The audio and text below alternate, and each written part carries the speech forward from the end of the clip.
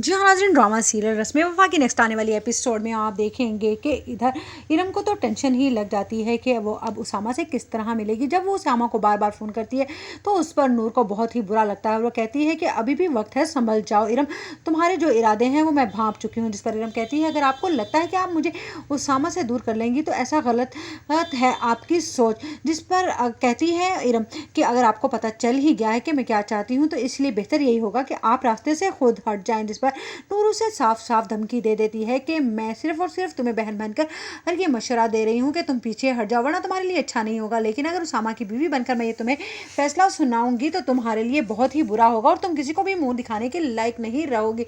उधर आप देखेंगे कि राशिद अपनी जिद की वजह से अपना घर तो गिरवी रखवा देगा, लेकिन वो इस काबिल है नहीं कि वो कोई भी अच्छा सा कारोबार चला सके। उधर आप देखेंगे कि जब कहती है ज़ारा से अलिशबा कि तुम्हें क्या लगता है कि ताहिर भाई को मेरे खिलाफ भड़काकर तुम ताहिर भाई को हमसे छीन लोगी, तो ऐसा हरगिज़ नहीं होने वाला, मैं तुमसे तुम्हारी खुशियां ही छीन लूंगी।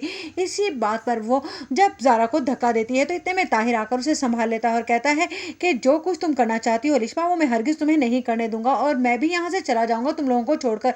तुम लोगों ने जो धमकी मुझे दे रखी है कि तुम माँ बेटियाँ मुझे छोड़ दोगी, तो इससे पहले कि तुम लोग मुझे छोड़ो मैं ही तुम्हें छोड़कर चला जाता हूँ। जिस पर अलिशबा से उसकी माँ कहती है देख लिया ना तुमने अपने भाई को, किस तरह से वो तुम्हारे सामने आकर खड़ा हो गया। इसी दिन से मैं डरती थी और इसीलिए कहती थी ज़ारा के साथ बना कर रखो।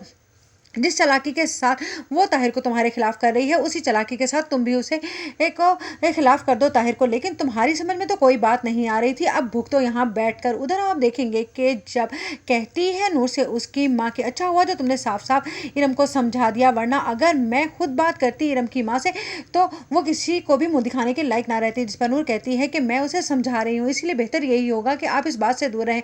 अभी तक तो सिर्फ और सिर्फ उसामा इस सारी बात से अनजान है, लेकिन अगर जब उसामा को पता चलेगा कि इरम उसके बारे में क्या फीलिंग रखती है तो आप जानती हैं ना कि हो सकता है कि वो राशिद खातून की परेशानी को दूर करने के लिए इरम को कबूल कर ले। जिस पर नूर की माँ कहती है कि ऐसा मैं हरगिज़ नहीं होने दूंगी, अपनी बेटी की ज़िंदगी में मैं उस जालिम इंसान की बेटी को हरगिज़ शामिल नहीं आने दूंगी। उधर आप देखेंगे कि वलीद को बार बार उकसाती है इरम ताकि वो उससे मंगनी